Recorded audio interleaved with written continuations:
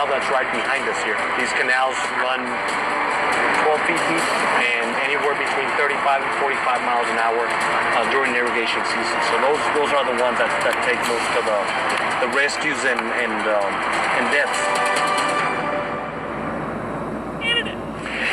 All right, that was more of the footage our Hannity producers took right here on the border late this week. Joining us now, Donald Trump Jr., the son of the candidate. Thank you. So, I'm not even asking you this question. The first time I had him on this show advocating for you, I said to him on air, I think I was the first person to say that he is going to follow in your footsteps.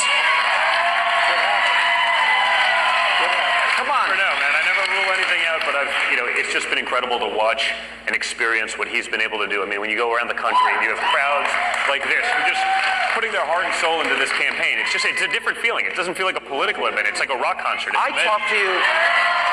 It's almost like we're having this conversation. Your father's not even here. You once told me your dad, you look at him as a blue-collar billionaire. I do. I mean, but you can see the way he explain that. He recognizes that. And what made him so successful in business, Sean, is that he spent time on job sites. He talked to the guys painting walls, pouring concrete, putting up sheetrock. I said it in my convention speech.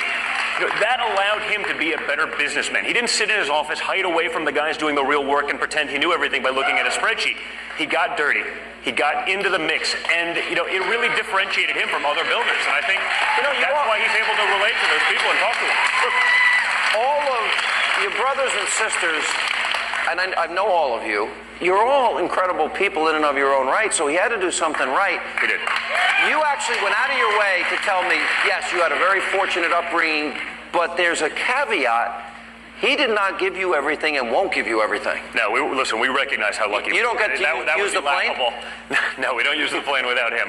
It's just, but we wouldn't want to. We understand the value of a dollar. So I can't ask him to borrow it? That's not going to happen. I don't know. Maybe you, not me. Okay.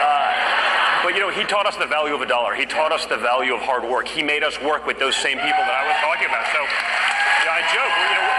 We're the sons of billionaires that can drive a Caterpillar because we did those things. Those are the jobs that we had. So listen, I spent 10 years in the restaurant business. I was 12 years old washing dishes by hand, 13 a cook, busboy, waiter, bartender, and I did every job in construction for nearly 10 years. And that is always in the back of my head. So I think that's really important. Let me ask you this. You watch the media pound on your father. I could name names and I could go on for hours. How does that impact you? Because I know if it was my son, that's got to hurt. I think it probably affects us a lot more than it does him. He's sort of impervious to these things. But I know the guy. I know the father.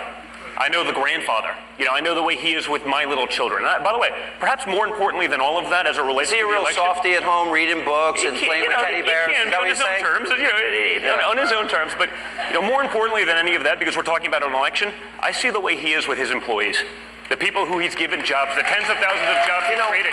And those people are with us for 10, 20, 30 years. And it's not because they have some sort of cush job. It's because they know that he's looking out for them. They know that he's given them opportunities that they wouldn't get elsewhere. The blue-collar guys that have become executives that wouldn't have been executives at other companies, he gave them those opportunities. And that's why he's resonating with everyone. There's a YouTube video. Remember, I went to meet you and Erica on an unrelated matter, and there is a woman that works for you. She happens to be a black American, African-American woman, and she did this whole video about you. I asked her to come on my show, and she's like, "Oh, I'm not going on TV." Did you see that video? I did. She was terrific, and a terrific woman, and works actually with Don and Eric. Yeah. And she is a fantastic woman. I was so proud of her when I saw her on television. Would you like to see Don Jr. go in politics one day? You've seen him on enough TV shows. I think it's a very hard thing to do. I'll be honest. It's so nasty. You say something and they take your words and they mince them up and chop them up, and then they debate what you didn't say for the next 3 days. It's a very dirty business. I mean, honestly, I think I'd prefer that he just keep doing the great job. They're doing a great job. They're great. In North Carolina, you did something that made a lot of news. You said, "Yeah, I regret some of the things that I've said. What the problems of the country are far too important to get distracted." And that took a lot of people by surprise. Well, I do. I regret things. I like in life, you know, everything you... You regret lying, Ted? Well, I No, don't... I'm kidding. Crooked Hillary? No, not that much. But Just not everything. But, you know, we've had a tremendous campaign. We've had a tremendous success. I started out, it was 17. Now there's one person left, and we're going to make America great again. That's all it is. We want to make America great. That's what the whole thing is about.